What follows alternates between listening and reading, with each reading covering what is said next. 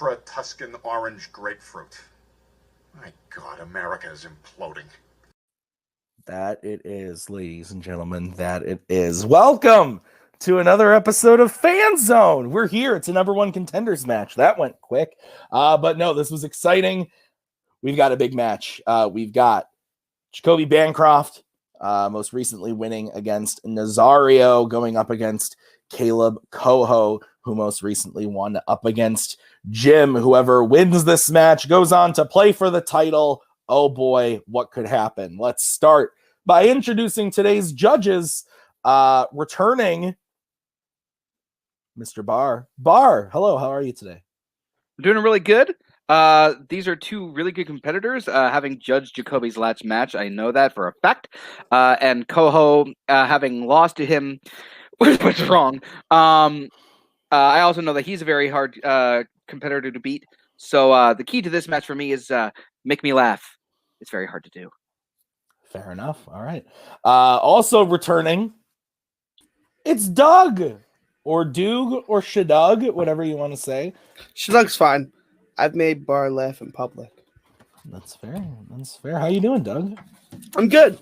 No, it's this is gonna be an interesting match. I love both these competitors. I think their styles are very unique and a lot of fun. It's gonna be fun seeing Koho try and get under Jacoby's skin and Jacoby just saying whatever. Well, we'll see if that's what happens. I figured I brought a Kingsman in for this match. I should probably bring in somebody on the Jacoby side of things. So I brought in Brian Michaels. Brian, hi. I didn't know I was supposed to write anything on my board. So I didn't. You didn't. You didn't have to. You're good. Yeah. You're back to judging. I think this is my first time judging Fanzone. I don't know if I ever did Nerdgasm or not, but I will say I think I like this a lot more than actually debating because there's way less pressure. So. That is absolutely true. That is 100% correct. Okay, so let's actually get into talking to the competitors. We'll talk to the lower ranked competitor first. His name is Kaleb Koho, and he looks like he's about to go bet on some horses. Kaleb, how you doing? I am a hairless Jacoby. I'm excited to be here. Last time I debated, I was very rusty against Jim. And before that, I got my ass completely kicked all over the place in a title match that I wasn't ready for. So vengeance will be mine. I'm one away from the rematch. I'm excited to be playing Jacoby. Jacoby's really good, and he's a really fun dude. So we'll see how this debate goes. But I want the rematch. Mark my words. I want the rematch. All right. Sounds good. Okay, well, we'll bring in Mr. Jacoby. Jacoby. Jacoby likes turtles. Yay, good for Jacoby.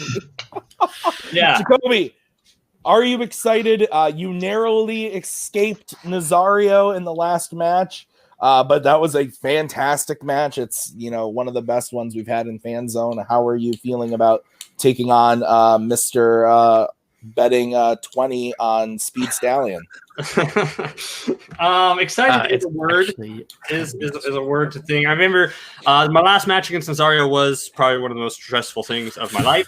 And now I'm glad I'm here again to be in another super stressful scenario of my life. So either way, I'm going to be happy because if I win, I get to play for the title, and that's awesome, and I'm super happy. And if he beats me, then I get to take a break. So either way, it's going to be great. But I'm super excited to play Koho. Excited to see what he brings to the table. I know he has a reputation for being a very nice, very fair, very just logical arguer for like everything. So we're just going to have a really intelligent conversation about movies. So I'm super excited.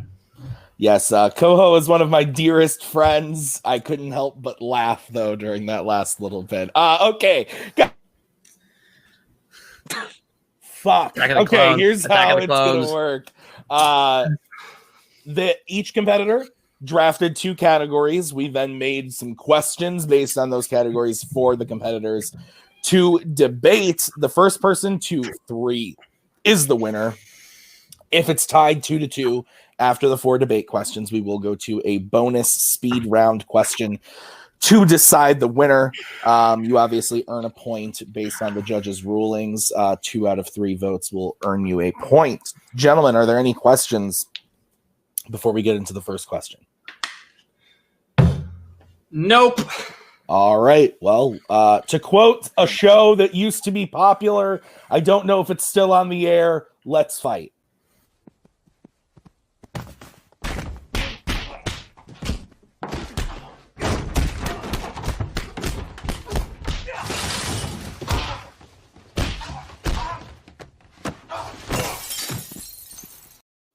When I showed that to Cody, he said, "Are you going to play the whole scene?" And I said, "Just enough to give them a taste of Ted, but not too much." All right, guys, let's get into question 1. This is a category that Koho drafted.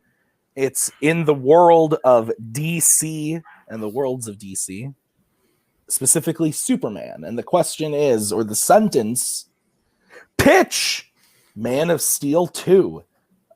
So we will get started with Mr. Koho, who has 1 minute on the clock when he starts talking to open his pitch.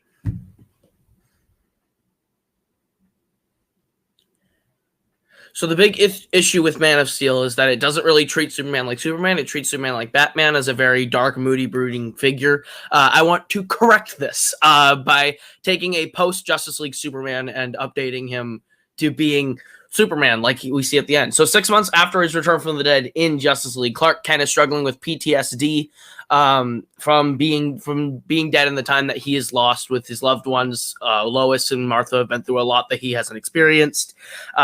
He finds himself coming back as the sort of symbol of hope that people have put upon him, and he's really confused by it because he doesn't really understand why people made a sudden change on him. And so he finds himself being a symbol of hope to others and a symbol of fear to a lot more people. And it comes down to Lex Luthor being our main villain, continuing to stir the pot and to make Superman more of a figure of controversy all the way through, while his health continues to deteriorate and incite more controversy in a world that he is unfamiliar with. He must find his place. All right. We will move over to Mr. Jacoby.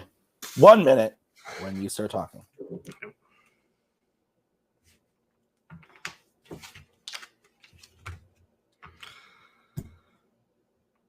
Okay, my Man of Steel is going to do, my Man of Steel 2 is going to do two things. Like the first one, it's going to kind of further examine Superman's role in today's world, but do so in an exciting new setting. It's also going to focus more on the character of Superman himself and prove that you can make an interesting movie with a warm and fun Superman. My pitch is this. In the 30th century, the Legion of Superheroes have successfully brought peace to the world after decades of conflict and war, using the legend of Superman as a foundation for heroism and hope. Bored by this development, the fifth-dimensional jokester Mr. Mxyzptlk makes a dangerous move in resurrecting a powerful enemy from the past, Brainiac. With the world on the brink of annihilation, the Legion used their last bit of power to summon the only hero who's ever stopped Brainiac in the past, Superman. Now, stuck by himself in a time he doesn't quite understand, Superman has to take on his most powerful enemy ever while living up to the impossibly high standards this time period places on him as a legendary hero. The best director for this is Brad Bird, who knows how to make a fun superhero movie with plenty of action, heart, and humor. All right. Guys, 5 minutes on the board. Remember, don't talk over each other. Try to keep it civil, 30-second back and forth. If one of you starts rambling, I will come in and tell you to shush. 5 minutes when one of you starts talking. Here's the issue with your idea. This works really well as a Man of Steel prequel if Man of Steel doesn't exist, because this involves the storyline that you have picked is a Superman who is younger. It works better with a younger Superman, a teenage Clark who doesn't realize the pressures that he has. This is already an adult Superman who is not really going to live up to the standards and the bright-eyed optimism that you need for that story. I disagree with you because I actually think this actually plays better than post-Justice League with post-Resurrection because he's still trying to refine his place in the world. Better than yours does because you started off your pitch saying that you were Man of Steel made a mistake by making him more like Batman, and then you go and pitch Superman as a PTSD with deteriorating health. No, I want a Superman that's fun and warm like that's happening post-Justice League, and this is the perfect placement for it. As he's struggling to find out what role he's going to play post coming back, this is a better one for him in the future because then he can see his legacy. Superman with PTSD helps make him a little more human and a little bit more relatable than the Batman and possibly hide cold, let's just burn the world Superman from the first one. Using PTSD as a sort of mechanism for Superman in this story helps bring him down to our level a little bit, which makes him a lot more digestible for other people, whereas yours doesn't even really take Superman. You're making a Legion of Superheroes movie with Superman as a supporting role. This is barely a sequel. And also, I hate that you use Mr. Mxyzptlk as a supporting tool to launch your thing when he could very well be the main villain. See, but I don't want to see a traumatized, PTSD-riddled Superman who has deteriorating health for this a lot of reasons, because you're acting like that's what makes him relatable. No, what makes Superman relatable is that he's warm, he's funny, and he has a heart. I don't want to see him struggling like Iron Man in Iron Man 2 and 3. Hold on, Iron Man 2 and 3, because you're basically copying the plots of both of those movies, and those did not work out for either of those two movies before. Having Mr. Mxyzptlk as a villain in the later one adds that kind of fun element to it, because he's the secondary antagonist. It's not a Legion of Superhero movie. It's because the Legion of Superheroes are gone, and it's Superman himself refocusing on his character and cutting out all the unnecessary side characters like Lois Lane, Perry White, all those people, and focusing on Superman himself in the future by himself. Lois Lane, Perry White are what make Superman Superman. Those supporting characters are what ground him as a human connection. And also, using the PTSD mechanism doesn't mean he's not going to be a Superman that you know. He's not going to be the heartful, the I like human Superman. It's actually more of an obstacle where I want to help people. I love people, but I can't help people when I'm like this, but I'm trying. It helps create that dynamic of I'm doing my best, but my best isn't good enough when I'm not at my best. He's still Superman. It's just this thing that helps make him a little bit more relatable as a human. It makes him a little bit more of a character that people can digest all the way around. Plus, you haven't even talked about my plot. You just don't like the PTSD angle. Your entire plot does not work in the realm of Superman because you're bringing Brainiac, who he's never met, and you're going, oh, it's his greatest villain ever that he's beaten before. They've never met. That makes no sense. You're breaking your own continuity within the worlds of DC. No, because that's what makes it an interesting story, because he's brought to the future because he's beaten Brainiac in the past, but not our Superman yet. So he's facing a villain that he knows he's beat, but he has to face him for the first time there. It creates an interesting parallel for his character in order to beat a villain that's already been beaten by him in the past that he doesn't know how he did it yet. Superman would never beat Brainiac one-on-one. It's why he's a Justice League villain. And then you have the Legion of Superheroes who are the C-rate Justice League. They could never, ever be their own movie, and that's what you're pitching. You're talking about the plot and haven't talked about the plot of the movie. My movie at least does something new with the plot and does it. You said, let's make Lex Luthor do it again. Let's make him struggle to be a symbol of hope. Let's give a good Lex Luthor. Hold on. That's exactly what happened in Batman v Superman. You're recreating Batman v Superman right down to the very point of him struggling to be a symbol of peace and hope, because that was the whole driving point of the movie. Some people loved him. Some people feared him. I am putting him in a new situation in the future where he's alone, where he is the symbol of hope, and he has to kind of reevaluate what that actually means. 1 minute. Yes, because when we haven't been able to write a Superman that does this, let's just go ahead and pretend like we have and make a movie where everyone already thinks he's Superman, so that people will just maybe forget that we never made a Superman movie. Your movie doesn't work within the canon that we're pitching. My movie, yeah, it borrows from Batman v Superman, it borrows from Iron Man 3 and Iron Man 2, but because it borrows from those, I know it's going to work because I'm going to put those things together to make a movie that actually is good and actually works within our continuity to give us the Superman that you want. It's the story of finally getting to that Superman with a Lex Luthor who can actually be manipulative and evil, and basically Jesse Eisenberg in The Social Network as Lex Luthor. We're finally going to get the Superman that we want and the Superman sequel that we need to make him the Superman that we want. Your Superman is not Superman. You're pitching a movie that could come 5 movies from now, but it doesn't work now. You keep going back. You're retrograding whatever happened in Justice League. You're saying it fits in the continuity and everything that happens for that. But that's not what you're doing. You're taking him back from the warm, happy Superman that he started to be in Justice League and making him a PTSD-riddled bad guy, and that doesn't work. My movie, at least in the future, makes him continue on that storyline. Whoo, boy. All right. Jacoby, you get 1 minute to close your argument when you start talking.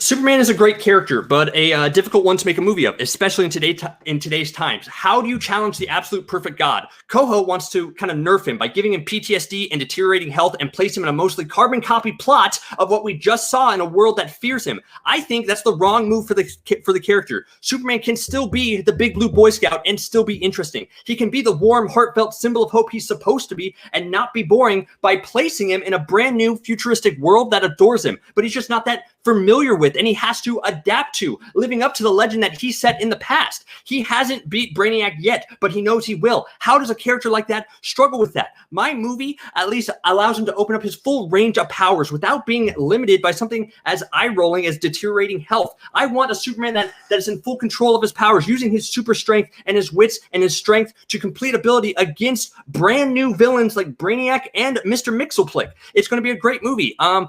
And we didn't talk about directors, so I won't bring that up here. But yeah. All right. Koho, we'll move over to you for your 1 minute closing when you start talking. Jacoby wants to pretend that the last two movies didn't exist and give you a movie that would not work in the worlds of DC whatsoever. He also keeps giving you things about my plot that aren't actually in my plot because he didn't listen. Yes, PTSD is something that I want my Superman to have because it will make him a little bit more human. It does not nerf him. It makes him a little bit more relatable because that's naturally what would happen when you come back from the dead and you miss 6 months, 6 years of life. Superman is a character that is super relatable. That is the big blue scout. He can still do that while still having to struggle with human things like PTSD and anxiety. That doesn't make you a bad character. That doesn't make you a painful one. Sam Mendes was my choice. I didn't get a chance to say that because he can actually handle action and emotion like Skyfall, which is the tone I kind of want this to have. Whereas Brad Bird can't make a Superman movie. He can't. He can only do the Fantastic Four and the Incredibles. That's all he can do. When it comes down to my movie's going to be a lot more human, a lot more relatable, and actually get into touch with who Superman is while still fitting into the continuity. Jacoby's cannot work.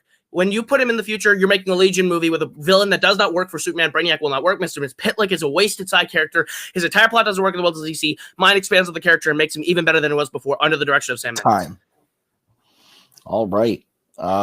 Well, that was intense. We had our own little BVS there for a second. Okay. Judges, do we have our choices written down? No.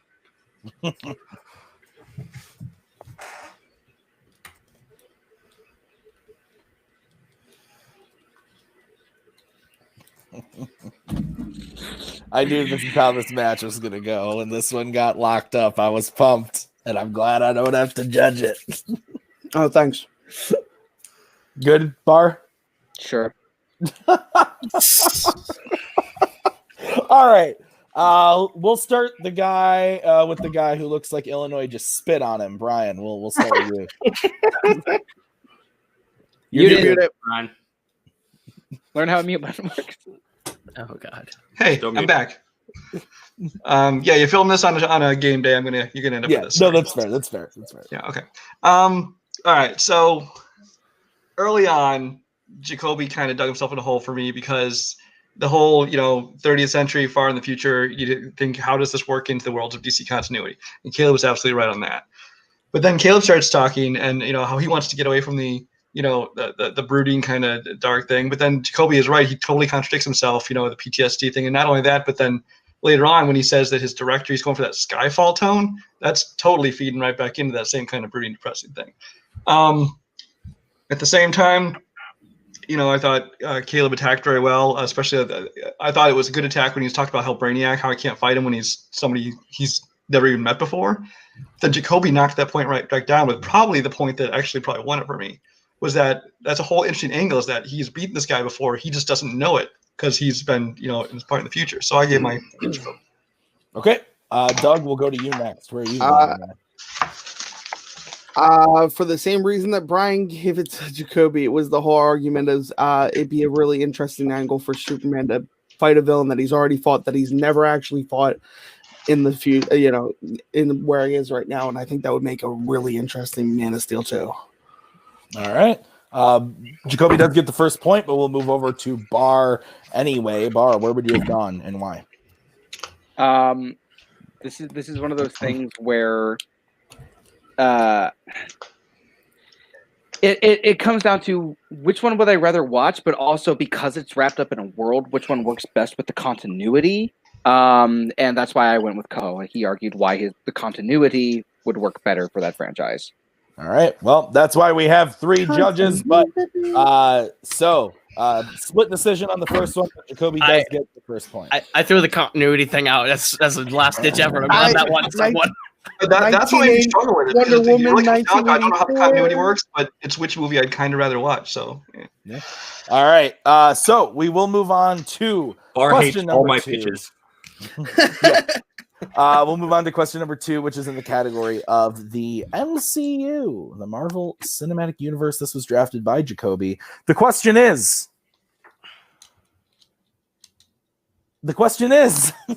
what is the most underwhelming final battle in an MCU film?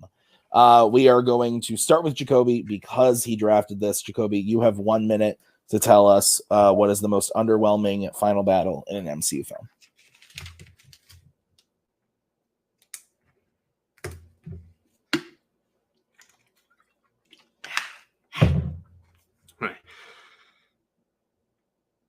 A final battle of an MCU movie needs to do a lot of things. Obviously, it needs to have the epic action that tops everything that came before. It needs to have an emotional conclusion to whatever the hero is facing, and it needs to have a fun energy and a sense of humor. Not only does the final battle in Iron Man 2 drop the ball on all of those things with a boring action set piece that sees Iron Man and War Machine stand in one spot and comment on how easy the battle is, no catharsis at all to what Tony is dealing with throughout the movie with his near-death experience, and some pretty jarringly lame jokes, but it goes even beyond that by making its secondary characters like Whiplash and Pepper extremely dumb, with things like Whiplash letting Tony and Rhodes have a full conversation while fighting him, and Pepper straight up walking toward a bomb because she hears beeping. As you watch Iron Man 2, which is not a great movie, you desperately want it to be better, and as things progress, you're at least hoping for a strong finale that'll at least make this movie watchable, and that will save this movie, but in the end, you are going to be underwhelmed, and that is why the final battle in Iron Man 2 is the most underwhelming final battle of an MCU movie. Time. All right. We'll move over to Mr. Koho. Koho, what is your choice for most underwhelming final battle? 1 minute when you start talking. So I agree that your ending battle should actually be, a battle, have action, which is why I picked Spider-Man Homecoming, where there is actually no final fight.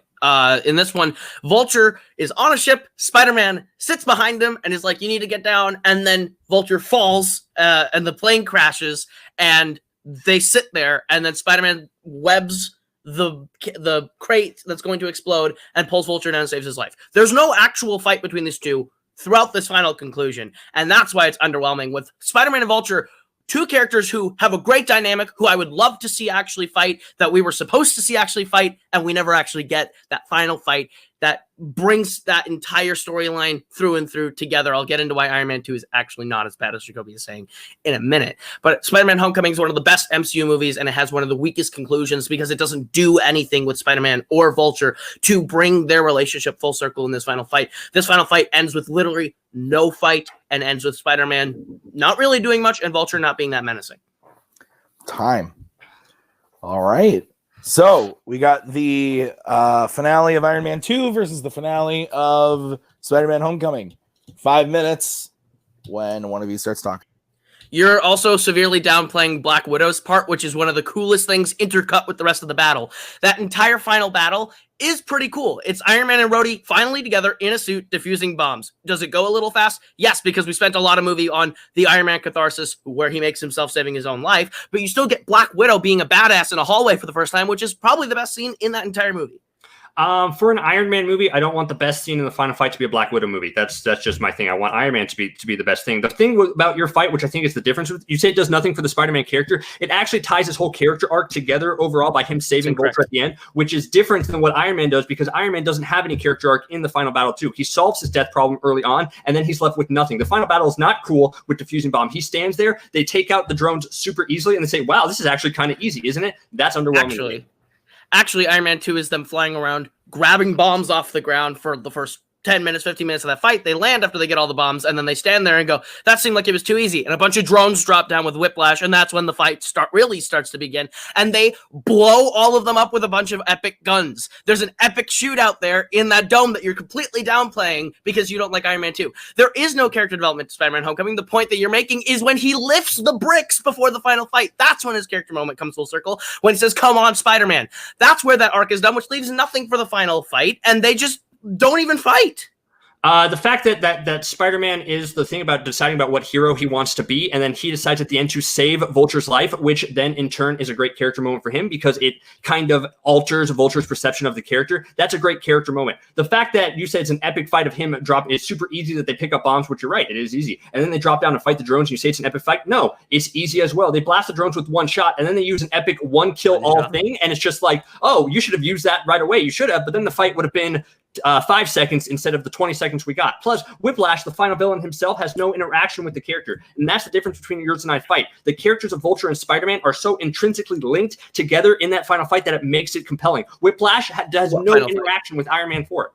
No, my question is, what final fight are you talking about? Because there is no final fight in Spider-Man Homecoming. They fall off a plane, and Spider-Man lays there concussed, and then Vulture flies away to blow up, and Spider-Man just webs the thing down. There isn't a giant moral dilemma he has in this moment, like you says. He just does it because he's Spider-Man. That's it. There's no moral dilemma to that scene. Your scene is actually pretty cool. When you see the gunfight, the one thing, they shoot everyone for about 20 seconds, and then the laser thing, and the laser thing makes for a funny joke of, why don't you use that first? That entire dynamic between Rhodey and Tony is the arc. Their entire relationship through this final fight, their entire relationship over the course of the movie has been strained and tested, and this final fight is what brings them together, which strengthens the entire movie by making that subplot come to a conclusion by them being a great team. But it's also done at the cost of like making the villain like really lame. Because like while Rhodey and Iron Man are right there together, they're talking about, hey, what do you think our plan should be? And it's like, oh, I don't know, maybe we should do this. It's like, oh, actually, I think that's a good idea. Okay, let's do this right now. And Whiplash is literally standing there doing nothing throughout the whole thing, which is awesome. They don't Mickey Rourke thing in there, which is what happens in that movie. Compared to the relationship between Vulture and Spider-Man in that movie, you said there's no moral dilemma. There is a moral dilemma because Spider-Man is trying to decide what type of hero he wants to be throughout that whole movie. And it's that 20 minutes earlier. He is the hero who will save somebody, someone who has threatened his identity, save someone who has threatened the people he loves to kill them. And what will Spider-Man do without question is save that man no matter what. And that is a great moment for the character. Again, you're talking about 20 minutes before this fight. He's already made up his mind about everything that you're saying before this scene. The scene is a literal dead nothing scene all the way through. There is no safety. There is no character development, and nothing comes of this. He literally doesn't even throw a punch. This fight does nothing for either character because everything you're talking about comes 20 minutes earlier. And when you say your final fight is the villain gets neutered. The villain was never something to love anyway in this movie. He was never written well to begin with. So I'm not mad that the villain is just kind of a plot for them to beat at that point. I'm talking about the actual action of that scene. You have action in that scene. You have the gunfight, which lasts long. You do have the jokes. The jokes are funny and they're good quips. And the Black Widow action intercut with the middle still makes that an interesting battle to watch. Plus, you still have Sam Rockwell and Peppers back and forth in the main arena. There is still a lot to like about your finale. There isn't anything to gain from mine because nothing happens. Now, everything happens in that movie. It's Spider-Man doing his thing in order to do everything for it. Yes, he doesn't throw a punch, but that's the point. Spider-Man doesn't have to throw a punch to win the victory. It doesn't matter. It's not an underwhelming fight because it's true to the character itself. Mine's an underwhelming fight because nothing happened. It's over way quicker than you expected. It's cut away to Black Widow, who is, that's what I want the best part of my movie to be, is a Black Widow fight scene. I came to an Iron Man movie to watch Iron Man and Rhodes get together. I had to watch a whole movie struggle with Iron Man struggle with his... There's a difference between underwhelming and disappointing. You're arguing for disappointing, not underwhelming. I'm arguing for underwhelming. Time. All right. Koho, we'll start with you. You have 1 minute to close your argument when you start talking. Jacoby's arguing really well for why his is the more disappointing conclusion, not the most underwhelming. His has action. His actually has some good moments. His has Black Widow's introduction, which is actually really fun to watch. The gunfight action where they stand back to back and are using all the different weapons that we've seen them accumulate over the movie on the drones is really cool and really fun. And at the end of the day, the jokes work because Tony and Rhodey are charismatic and fun to watch together. They don't take you out of the movie. They help build that relationship. And he says, oh, they telegraphed the plan? No, he sits there and goes, you want to do this right now? Let's do this right now. And they do the hand thing from the beginning, which plays off of stuff that came from before in the movie. It is a good finale in terms of action and the way that it develops Tony Stark through, because guess what? Tony Stark totally is the same character that he was in the last movie. He doesn't do character development. Iron Man 3 is what develops. So if you came for character development and you came for the wrong movie, you were disappointed. Black Widow is the best part of yours. When it comes to mine, there is no development of Spider-Man. All the development of Spider-Man happened 20 to 30 minutes before with the building scene. There was no final fight. There's no development of either character. And in the end, you are left underwhelmed because nothing happens in this finale. Yours is cool to look at. Time. All right. Jacoby, 1 minute to close when you start talking.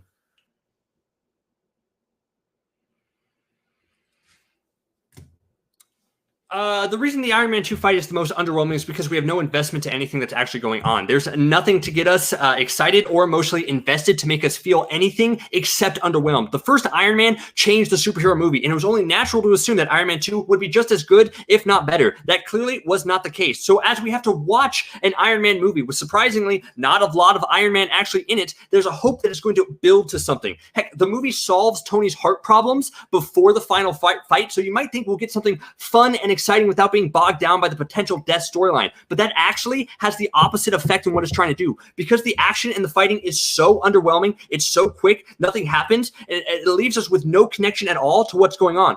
Homecoming, Spider-Man does not throw a punch. I will give him that, but that's not the point of what makes it an actually investing battle. It's not underwhelming because it's true to the character that was set up beforehand for everything that happened there.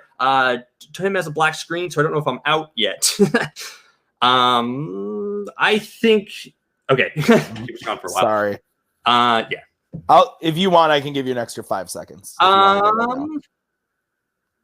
But you would have to start. Yeah, no, I was in. That's fine. I don't want to just ramble. Okay. All right. Okay. So we will bring back in the judges. Okay. So I'm gonna be that person. Can I hear the question? I was going to ask the same thing. I want to hear the wording of the question. yeah, the wording of the question is most underwhelming final battle in an MCU film. Okay.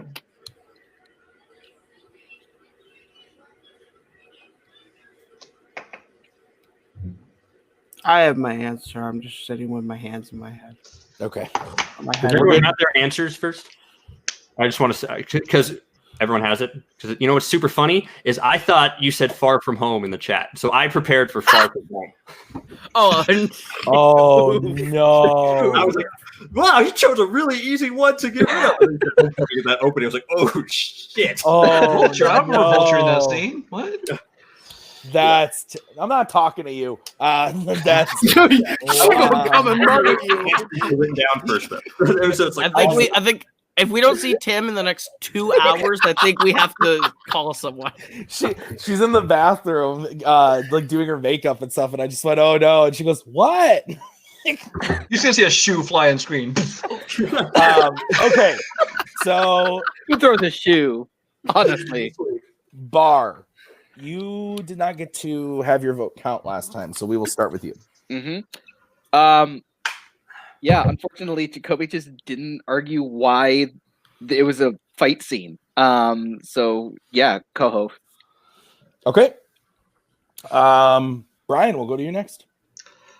I think Koho trying to tell why Iron Man 2's finale was good wasn't really helping because, you know, it wasn't. You know, and Jacoby countered it well with Black Widow being the best part of the Iron Man scene and, you know, things. And it really wasn't a good scene. But it all comes down to the fact, really from the very opening, that Koho pointed out, there isn't even really a final battle here. So, I mean, you can't get more underwhelming than not even ending in a climactic battle. So I went with Kaleb, Young, Phil Collins, Koho. I can feel it. All right. So with that, Koho wins point number 2. But Doug, your vote did not count. Where would you have gone? Yeah, you can't be underwhelming if your entire film's underwhelming. Koho got it with that argument. All right.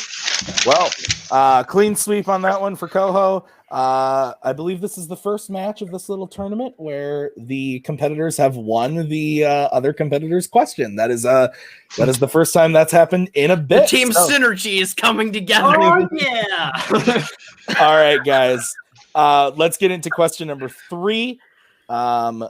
This question is going to be in the category of directors, picked by Mr. Koho. And the question is, what is the best scene in an Alexander Payne directed film? All right, so we are going to start with Koho. Since he drafted this, Koho, you get 1 minute when you start talking. Alexander Payne's one of the best director-writers working today because he understands character and he understands dialogue better than most people and how to put those two together and marry them into making really great moments and great scenes.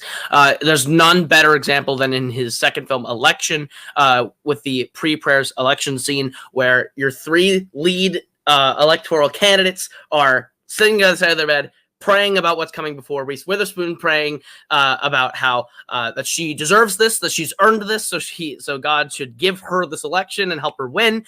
The younger brother of Chris Klein's character sitting there and going, I really think I'm better than them, and my heart is still broken by the candidate, so I would like my brother to win, but at the end of the day, fuck them both. And Chris Klein sitting there thanking God for giving him a supposedly nice penis instead of even praying about the election. It's a great scene that intersplices these three characters together that totally sets up who these characters are, their dynamics with each other, and their motivations through and through. And it's the best Alexander Payne directed scene that he has done yet. Time. All right. Bring in Mr. Jacoby. Jacoby, you now have 1 minute when you start talking.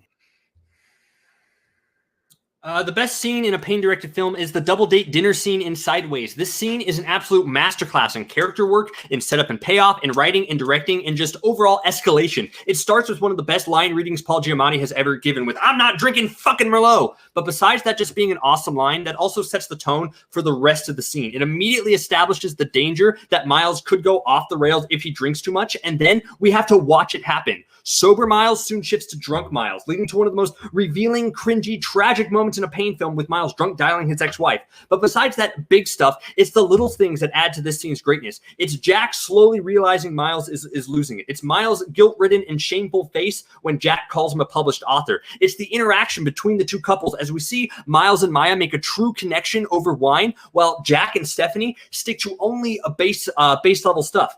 For all of that, and for both a combination of big things and little things, this is the best directed scene in a Payne film. Time. All right. Bring back in Koho. You guys have 5 minutes when one of you starts talking. If you think this sets the tone for your entire scene, you have not seen Sideways. There's a scene in a diner earlier that sets the tone for this entire movie, specifically this entire scene that is just Jack and Giamatti that is better, that entirely sets up what your scene is about. Your diner scene is just sort of payoff to something that we got set up 30 minutes earlier, and even then it doesn't totally pay that off. It's more so its own thing. It's a really weird scene that doesn't totally fit within the narrative of Sideways, whereas mine is the entire point of election. Yours is a weird thing because it actually over-explains everything that we saw before. You're talking about everything. Yes, it does. What do we learn from the scene? Tracy really wants to win. That's the whole point of her character before. Tammy doesn't give a shit. Yeah, we know that. Paul is just nice and he loves his sister. That scene was set up just 5 minutes or like 5 or 10 minutes before when he's giving his homework and he tells how much he loves his sister. Your scene is a rare moment of Alexander Payne having to tell the audience, okay, we all sure we're all on the same page here? You know what these characters are like? Okay, now we can move forward, which is unnecessary for the Payne film because he spent the whole movie setting it up before. Then you completely did not watch my scene, because then you don't know what my scene is not at all that point. My scene's point is to tell you that Tracy will do anything that it takes to win, including being underhanded. No, you don't. This is the moment where you do learn that. You know she's just super competitive and that she wants to win before. You don't know that she would kill someone in this scene. Her prayer literally is about, I would do anything to win and I deserve this, so I will kill someone if I have to, is her entire prayer. And then the sister, we know that she had her heart broken and we know that she doesn't give a shit, but you find out she gives a shit in this prayer. That's where you get the reveal that she actually kind of does care and that she still has her heart broken, and that she doesn't. The whole thing that she has is she doesn't give a shit about it. I think this scene enhances her character into being, oh, she has a heart.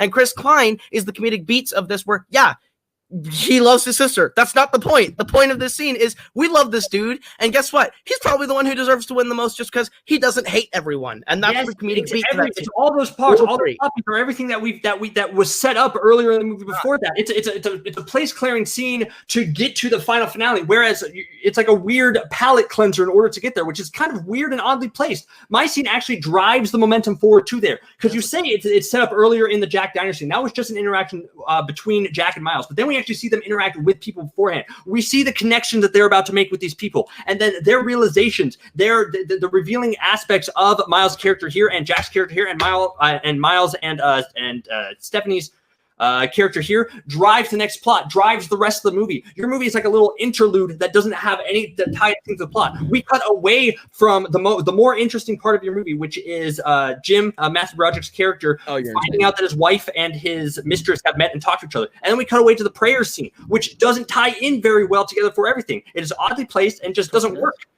Okay, no, my scene is not oddly placed because it is the scene where you actually get the full character reveals of all these people because we didn't know all this stuff before. You didn't. You didn't. Yes, it is. Yes, it is. You don't know half these people are as sadistic and fucking evil as they are. You don't know who these people really are. You think you do. This is the twist where you're like, oh, fuck. 2 of these people would slit someone's throat. Chris Klein is a lovable idiot, but guess what? He's probably going to win this thing. You understand how Matthew Broderick sees all 3 of them now, and that's why that scene's better and is more important because guess what? Now we know who they are. Your scene is not even the scene you're describing, because at the end of the day, Virginia Madsen and Paul Giamatti don't spend any time together in the next 30 minutes of this movie. They do not drive the plot forward. They don't see each other. That's the thing. Your scene has no relevance to what goes forward, except that Jack and Sandra talked, and then they talk again later. Going forward, because they go to their house afterwards. They have all the scenes together. It sets up these two couples for the back half of the movie. But they aren't a couple in the back half of the movie, Jacoby. Because it sets up here. It's why it's important. It's why, and as it's not important if nothing happens. What are you talking about? Portals and then not doing portals. This is a bad scene. It is not the bad scene. It's everything. We see the review. You talk about revealing aspects of character. This is the most revealing main character for Miles overall, because we see the depths of his depression. Got that scene 20 minutes ago. We talk a whole lot. Hold on. He calls his ex-wife, and then we reveal the fact that he is a desperate, clingy, lonely man who wants to desperately get back to his own wife before that, because that is the more revealing part of your character. That is different than your thing, but it's just telling us everything that's happened before. You say, oh, we just find out Tracy's going to slit someone's throat. We see that in the scene when she tears down the posters and hides them desperately for that. We know Paul's a nice guy. We know that before when he goes to his sister and says, hey, I love you very much. Here's your homework. I hope everything's okay. I don't know why you're mad at me. Tammy doesn't give a shit. We know that before. It's a rare moment of over-explaining things, which is out of context for an Alexander Payne film. You are really good at reshuffling the order of events in this movie, because none of those things happened before the prayer scene. The thing is with Sideways, you have picked a scene that comes 20 minutes after we know that Paul Giamatti is this sad, depressive, loves his wife person that he does not with. Nothing comes of this scene. It's bad payoff. All right, Jacoby. You get first crack at a closing. 1 minute when you start talking. Give me a minute.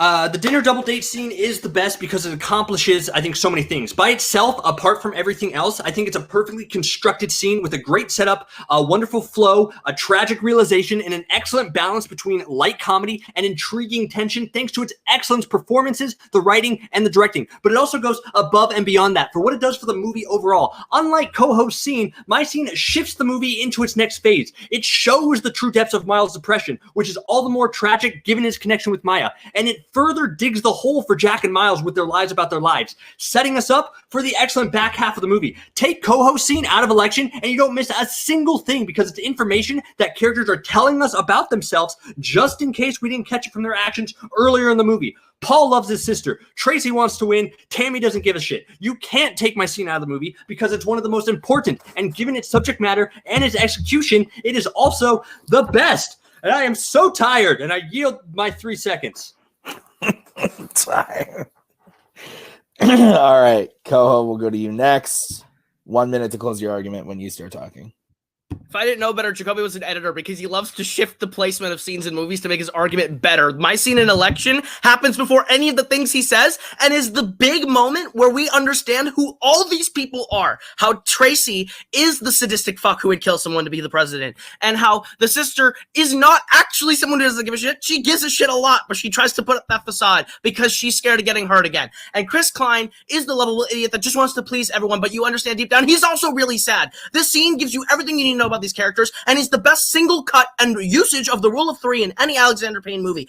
Jacoby's scene doesn't actually set up anything in the back half. Miles is depressed and set up 20 minutes earlier, and that doesn't go anywhere. Jack and Sandra don't have much of a relationship except that they fuck one scene later, and literally Vera, whatever her fucking name is, the girlfriend of Paul Giamatti and her don't get together. They're supposed to be set up in the scene. Nothing comes of it. This is a wasted scene that sets up nothing for the rest of this movie. Jacoby thinks it's integral. You could cut this out and the movie would be better. Mine makes my movie. Mine is Election. His isn't even the best part of Sideways. It's like the second best. All right. I don't know why I took you out. You can stay. Okay. I was like, I just got so mad. You gotta take me out. All right. I'm really happy I'm not judging this match. My God. Okay. Who didn't get Doug? Your vote didn't count. Hang on. I need time. Yeah, that's fine. I'm not ready yet. It's fine. I also didn't realize till just now how calm and civil most of my debates were. It's accurate. That's accurate. It's me. There's no such thing as calm or civil.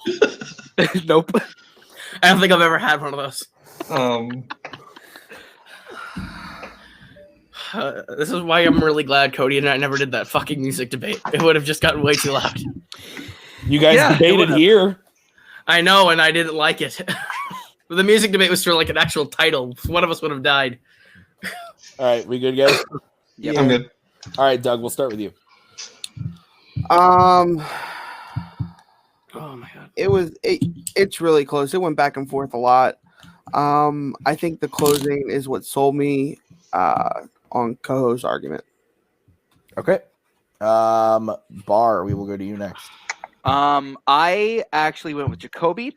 I think Jacoby did a better job at explaining why it develops not only the characters but the story overall, and how these interactions benefit from scenes past and scenes in the future. So I went with Jacoby. All right, Brian, it comes down to you. Who are you picking and why?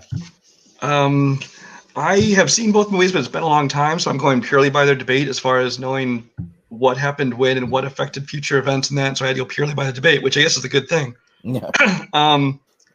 In the end, it came down to, I think, kind of like Andrew was saying, in that Jacoby pitched me that his scene kind of created that transition and that descent of Paul Giamatti's character and kind of where the film was going, whereas co-host is kind of recapping what we knew. Maybe you find out a couple new facts, but in the end, I went with Jacoby. All right. So Jacoby wins point number 3. It is now 2-1. I don't want to be here anymore. In favor of Jacoby. So it comes down to the final question here. Koho needs to hit this in order to go to the speed round. And the category is one that Jacoby picked. It is in the category of horror. And the question is, what is the most unsettling moment in 1992's Candyman? So Jacoby, you get to go first on this one since you drafted it. 1 minute when you start talking.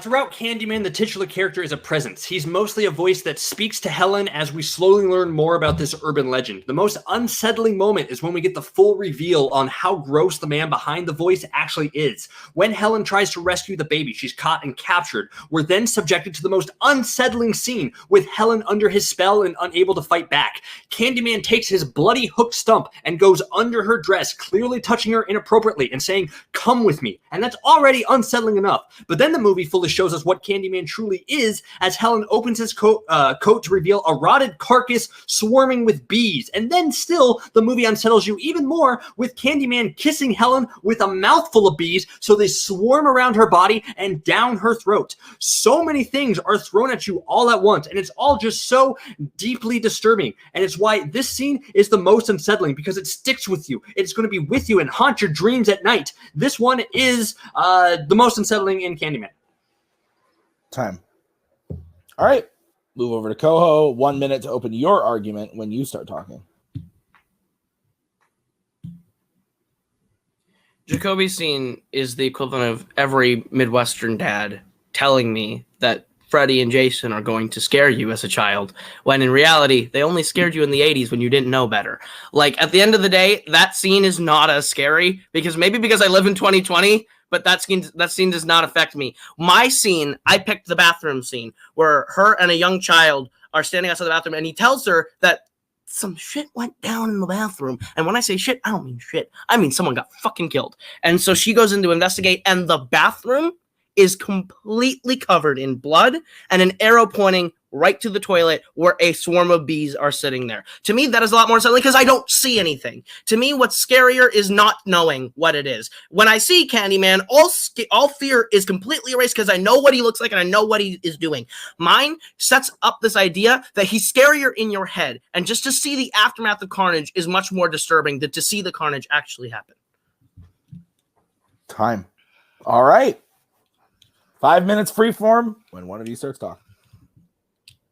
I'll let you go first this time. I talked first on the last. That was great. I was totally surprising that. First, I want to start off. I think you're mixing up your two scenes here because there's actually two elements here. You said that there's blood on the walls pointing to the toilet full of shit. There's shit on the walls, not blood. You're mixing up the beginning. I mean, they're both there. You said it's not scary. That's not the point of the question. It's not supposed to be scary. It's unsettling. It's the moments that stick with you. It's the moments that haunt your dreams. It's the moments that you remember from the movie. What I'm going to remember more is Candyman driving bees down her mouth and touching her with his bloody hook claw. I am not going to remember a kid telling her, hey, some crazy shit went down. I've lived through Harvey Weinstein, so that reality is something that I've seen every day in the news. So that is not as disturbing as it should be in the 90s. The thing is, for me, I think my scene is a lot more disturbing because you don't see anything, and that's worse. You're more disturbed by this person can do this thing. Yours is a lot more of just, hey, in your face, let's show you a lot of shit that should freak you out, but guess what? I've seen a lot of movies that kind of undermine everything about yours. Just because maybe the effects don't hold up, or because we live in a Harvey Weinstein world, which is a weird flex for your argument here, does not make the scene any less unsettling for the fact that we see a woman being assaulted by a bloody hook stump and a rotted carcass full of bees and a woman being swarmed with bees over there. That makes your skin crawl. It's icky. It's gross. It disturbs you. And that's the point of the question, Koho. The point of the question is not just what scares you, and it's just what a kid tells me, hey, some crazy shit went down in there. Hey, this is what the guy could do. I'm not going to remember. It's like, oh, man, what Candyman could do. I'm going to remember what Candyman actually did, and that's what I saw. I mean, I think you are going to remember the aftermath. That is this bathroom that is completely covered in blood and shit and bees, and it looks like a war happened here. That is scarier to me than just seeing a man with bee body walk around and kiss this girl and put bees in her mouth. Like, to me, that yours is shock value more than disturbing. Yours is just like, hey, look what we can do in an R-rated 90s horror movie and don't give a fuck. Mine is a lot more of actually setting up. Mine is a lot more setting up the ambiance of that character, and that's more disturbing because you remember what that character can do than what that character is. But for everything about your scene, which again, I think you're mixing up both of the scenes that happen, because there's a quick flash of the past that everything that happened in there, which is a quick bloodshot, which again cuts away after about 2 seconds because it feels like it doesn't want to go there and show you the bloody aftermath. It says his penis is in the toilet, and then it cuts away from that because it doesn't want us to see that. So because it is afraid to show us those moments. And it's not about fear of showing you those moments, Jacoby. It's about knowing that if you don't show you those moments and leave it to your imagination, it's even more disturbing when you have to create that image, not when they show it to you. Seeing the rotted carcass full of bees swarming over him as this force of nature who is this calm, cool, collected man who's kind of seducing, who's kind of alluring, and then we rip open his coat to reveal the rotted, bad, horrible horror icon that Candyman has turned to become. That is the moment that's more unsettling than anything that comes from yours, which cuts away really quickly from just about every instance that you're talking about, and it has the little kid tell us, it's like, oh, hey, did you see what happened in there? It was bad. And then they killed him. And then she goes in there and there's walls full of shit, which is, I guess that's pretty gross. Dried blood and shit. That is not the difference. You're mixing up your two scenes. I'm not mixing up my scene. No, I'm not. You have not watched my scene then. Because my scene. No, you have not. Because when you walk into that bathroom, it is dried blood and shit coating the building, and you have that quick flash of the blood splatter. Because guess what? It's trying to subliminally give you the idea of it's not about fear of showing you anything. It's about letting you imagine it. Your mind makes things way more disturbing and unsettling than they could ever show you, and they know that, so they let you do it by giving you the scenario. To me, that is a lot more scary of a psychologically disturbing scene than seeing a man with bee body that I've seen 8 movies now. It doesn't unsettle you. It makes you kind of curious what the type of horrible icon that this guy is. What actually truly unsettles you is the full unleashing of what this man is. Which I've seen 8 times. It's not unsettling anymore. It doesn't matter. You're talking about other things. Talk about for the movie itself, for Candyman itself, the most iconic moment in Icon, the one that sticks out to you is how he makes you feel about how he assaults the women, about how gross he is, about all of the terror that he can inflict. We're actually seeing that, and it's not just You actually do see that in my scene. You don't actually get to see that in your scene. You just get to see him be weird. And just weird doesn't mean disturbing. It's shock value. Your scene is not effective. Your scene is not effective. Jacoby, your scene is not effective because it is all shock value and no substance of actually being disgusting or disturbing. Mine is only that. Mine leaves it entirely in your imagination of who this person is while you still feel the full effects of how disturbing this character can be. Yours is just, hey, let's show you everything that this character looks like and then say, let you make up your mind. No, yours goes, here's bees Fucking be scared. If your skin doesn't crawl and you're not unsettled by what he does to Helen there, if your skin doesn't crawl by the bees swarming out of his mouth and down her mouth, and your skin crawls more about the fact that you walk into a bathroom with dried shit on the walls, then And dried blood. Ridiculous. And dried blood. If there is dried blood on the wall, you think that is worse? Someone got murdered there. I don't know if that unsettled you. All right. Koho, we will start with you. 1 minute to close your argument when you start talking. To me, seeing a man made of bees floating around is not disturbing. It's just not. The thing is, when you see him, all act and feeling of being disturbed leaves because now the threat is there. And when you see the threat, it's a lot less scary. Whereas mine shows you the aftermath of what this guy can do, and that's more disturbing. When you see it and then it shows you her face, and you have to sit there and go, wait, I only saw a part of it, then what can this guy do? And leave it in your imagination to create even more disturbing images than they can do. That scene leaves you more unsettled than Jacoby's. Jacoby's is B-Man. It's B-movie prequel. This man is Jerry Seinfeld walking around in the body of bees. That's all it is. There's no disturbing images here. It's not disturbing because it's not. When you see the threat, it's less disturbing.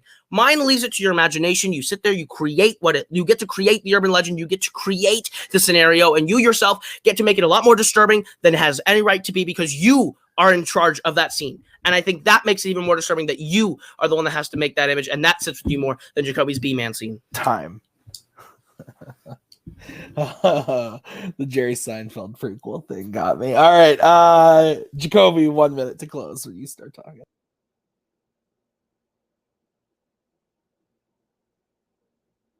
Koho keeps using the word disturbing, and the question is unsettling. Just remember that. I think there's a small part of the movie that wants to make Candyman seem a little alluring and mysterious. His Tony Todd voice just kind of encapsulates you and draws you in. But that's really only a setup for the horrendous reveal of not only what Candyman looks like, but his gross actions that will make your skin crawl. You picture a rusty hook attached to a bloody stump of an arm tracing its way around a woman's private parts, and you tell me that's not more unsettling. You picture stuffing your hand inside a rotting carcass filled with bees, and tell me that's not unsettling. You picture being forced to kiss a monster and bees coming out of his mouth and picture them flying down your throat by the cupful, and tell me that's not more unsettling. Koho's scene cuts away from the really brutal stuff and has to tell us what happened. Mine reveals everything in all of its horrifying glory. And guess what? That sticks with you. You stay there. You're forced to watch this happen, and you're forced to be uncomfortable. And it's an image and a scene that will stay with you at night when you're trying to sleep and think about Candyman and all this stuff. That is what's going to be the more unsettling.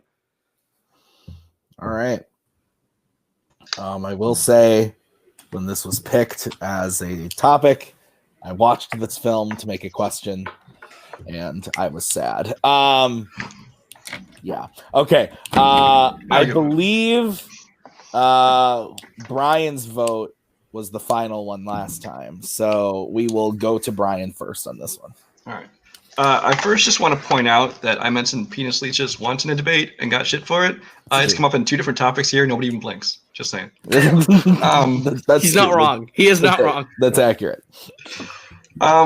This one was actually one of the easier ones for me. I won't go into great details, but bottom line, bees in the mouth trumps bees in the toilet. Jacoby. Okay. We'll go to Doug next. No one listened to anybody. This movie is one of the most underrated horror movies ever, and it's really political. That a lot of people don't give it credit for. But anyway, I digress. Unfortunately, it's the unsettlingness of the scene itself that Jacoby pitched that got it. All right, Bar, your vote did not count. Where would you have gone and why? That final closing argument made me really uncomfortable, Jacoby. So. All right, so that means your winner, Jacoby Bancroft, with a score of 3-1. All right, Jacoby, we will talk to you first. You beat Koho. You got over the hurdle. You are now in a title match. How are you feeling? Oh my God. I'm I'm kind of in shock. I think this is my first match ever that didn't go to a speed round. That is correct. So I can't believe it. Holy crap. That was great. That was a lot of fun. Man, that was fun. We went some back and forth. Koho is a great competitor. I hope our our dynasty of a team that we're creating isn't affected too much, and we can still be the close friends that we are after this. I'm excited and scared and everything. That was a great match. Koho is so scary when he debates and makes me want to shrink in fear, and he's so loud. But yeah, no, I'm rambling. So much fun. Excited. What happens next? I'm excited for that.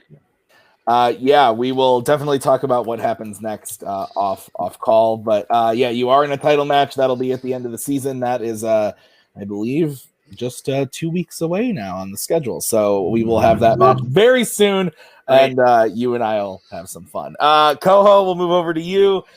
This does mean that, you're out of the running for this title match. We don't get the rematch, but what it does mean is that you are still in next season's tournament, maybe with just a bit of a lower seed. So is there anybody that you want to play in the tournament next season? And how do you feel about how you played today? Oh, as soon as I lost the Superman pitch question, I was like, "Fuck, this is it. We're done." I was like, "We're done," because I was like, I knew I wasn't gonna. I thought I could win the MCU, and I thought I could win the Pain, and I knew I wasn't gonna win Candyman. So when I lost the Superman pitch question, I was like, "Okay, speed round maybe," and then I lost Pain, and I went, "Oh, this is gonna be a knockout. This is it. I'm done." So I was just like, I'll do my best, but I'm done. I knew the Candyman question was gonna fuck me over. I just couldn't handle that fight. So as for the tournament, I'll be back. I'll play whoever. I will say I want to see Kaleb Boatman at some point. I think that would be super fun to just yell at Kaleb Boatman and watch him shriek and backpedal while I tell him why I'm more right.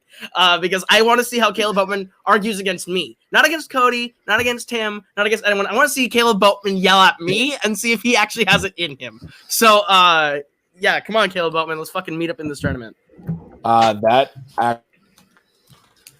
Rankings, it's a definite Oh, it's 4? possibility. I thought it was 3. A New Hope. You feel this one since Jacoby was talking.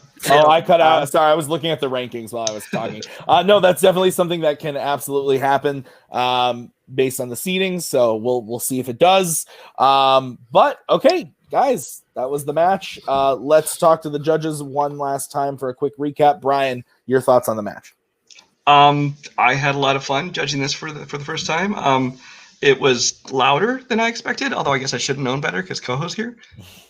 Jacoby, I think, is not quite sure if he wanted to win this one or not because now he has to go again. And against very intimidating new opponents, too. But yeah, great time. Hope to do it again. Doug, your final thoughts? No, it was a lot. It was a fun battle, and I enjoyed watching them both go back and forth. This was definitely an interesting one.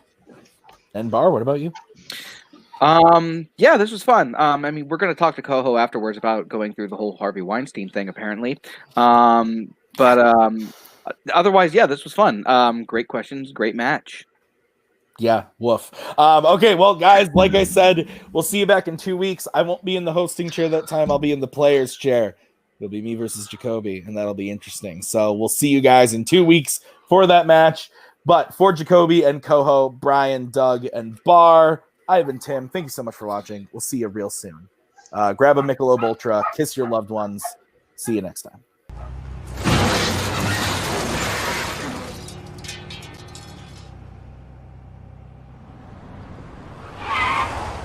Asshole! That's my bad. I was sending tweets.